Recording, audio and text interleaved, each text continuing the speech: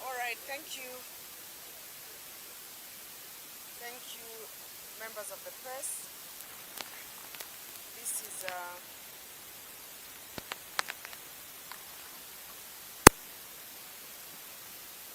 full Council of Governors meeting.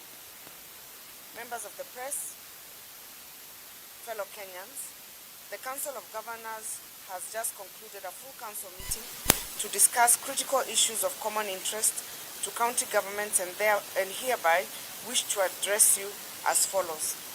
Number one, status of disbursement of equitable share of revenue. While we are cognizant that we are in a new political dispensation, as county governments, we are duty-bound to provide smooth and uninterrupted service delivery to every citizen. However, the Council is concerned that despite being in the midst of transition, the current financial situation across the 47 county governments is devastating. It is unfortunate that the third generation of county governments have started on a bleak note due to lack of resources. We wish to inform members of the public that the Constitution and the Public Finance Management Act 2012 requires that the National Treasury to disburse to counties on the 15th day of every month without undue delay. However, as at today, the total outstanding arrears owed to counties stands at Kenya shillings 51,201,733. As follows. Kenya shillings 20.31 billion is owed to 27 counties for August 2022 allocation, and Kenya shillings 31.45 billion is owed to 47 counties for September 2022 allocation. Further, the total allocation to be disbursed to counties for the month of October is 29.6 billion. We anticipate that the National Treasury will comply with the provisions of the law to release the funds on time. So far, the continued delay in disbursement of funds has paralyzed county operations in respect to the following. 1. Payment of salaries to county officials. 2. Purchase of medical supplies. 3. Stalling of development projects. And 4. Response to interventions required to mitigate the drought and disaster that is going on. The delays and unpredictable disbursements of funds has negative impact on service delivery, and counties run the risk of accruing pending bills.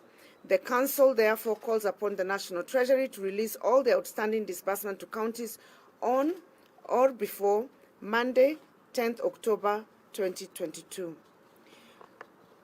On the second issue of county government additional allocation, the outstanding amount for conditional allocations to county government for the financial year 2021-2022 stands at 27.68 billion. While in the current financial year, which is 2022-2023, conditional allocations amounting to 37 billion remain outstanding due to delay in the passage of the County Government's Additional Allocations Bill 2022. We note that the National Assembly, during its first sitting, reintroduced some bills that were not finalized during the 12th Parliament. It is noted that the County Government's Additional Allocation Bill 2022 was not among the prioritized bill. In this regard, we urge the National Assembly and Senate to prioritize reintroduction of the bill to facilitate disbursement of conditional allocation to counties. This will enable completion of stalled development projects in essential sectors such as health, agriculture, roads, and climate change. Fellow Kenyans, since the inception of county governments, finalization of unbundling, costing, and transfer of functions and attendant resources for some devolved functions remains unresolved. To bring this issue to finality, the Council has, in their meeting today, the Council held a consultative meeting with the Intergovernmental Relations Technical Committee on 4th October 2022, in which it was resolved that the COG and IGTRC will finalize the analysis of the unbundling and transfer of functions using the Big Bang approach as was the case during the first phase of the transfer of functions spearheaded by the defunct Transitional Authority. The COG has agreed to meet with IITGRC next week in Naivasha to agree on the modalities of the same. In June 2018, a resolution was passed by the summit to anchor the COG Secretariat in law.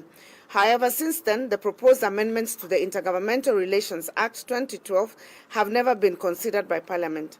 In order to support intergovernmental relations and to ensure that county governments are fully supported to undertake their constitutional mandate, we urge the 13th Parliament to prioritize consideration of the amendments immediately the same is tabled before the House. We further note that in the new government structure, the Ministry of Devolution is not part of the ministries, and as such, the modalities of funding to the Council of Governors will be affected. In light of this, we are requesting His Excellency, the President, to direct the National Treasury to grant the COG a vote for direct funding.